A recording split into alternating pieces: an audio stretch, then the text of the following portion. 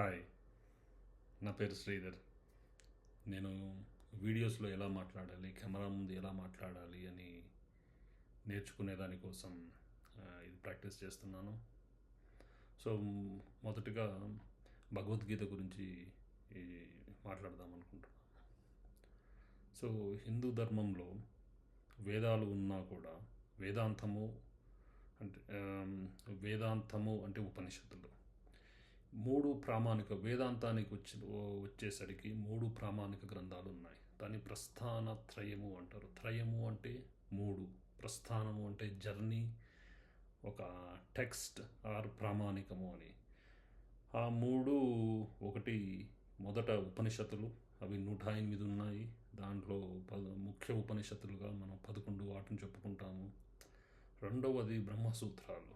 దీన్ని ఉపనిషత్తులని శృతి ప్రస్థాన అంటారు.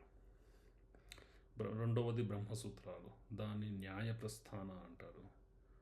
భగవద్గీతని స్మృతి ప్రస్థాన అంటారు.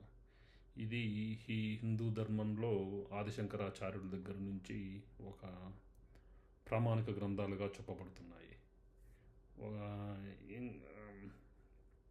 ఏదైనా ఒక దర్శన అంటే ఒక స్కూల్ ఆఫ్ థాట్, ఒక వేదాంత స్కూల్ అది ప్రామాణికమైనది అని చెప్పుకోవాలి అంటే ఈ మూడు గ్రంథాలకి ఆ పర్టికులర్ స్కూల్లో, అంటే లెట్స్ అద్వైత వేదాంతంలో, విశిష్ట అద్వైతంలో, ద్వైత వేదాంతంలో, ఇట్లా ఇట్లా చాలా ఉన్నాయి. సో ప్రతి ఈ దర్శన అంటే అద్వైత వేదాంతం స్కూల్ వాళ్ళు ఈ మూడు గ్రంథాలకి కామెంటరీ రాయాలి. సో ఆ విధంగా వస్తుంది. సో ఈరోజు మనం భగవద్గీత గురించి ఎందుకు మాట్లాడుకోవాలి? ప్రతి మతానికి కొంచెం ప్రామాణికత ఉంటుంది. అదేంటంటే శాస్త్రం ప్రమాణం తే కార్య వ్యవస్థిత అంటారు. కార్యము అంటే చేయదగిన పని, అకార్యము అంటే చెయ్యకూడని పని. ఏది చెయ్యాలి, ఏది చెయ్యకూడదు, ఏది ధర్మము, ఏది అధర్మము, ఏది పాటించాలి, ఏది పాటించకూడదు అనేదానికి శాస్త్రం ప్రమాణము.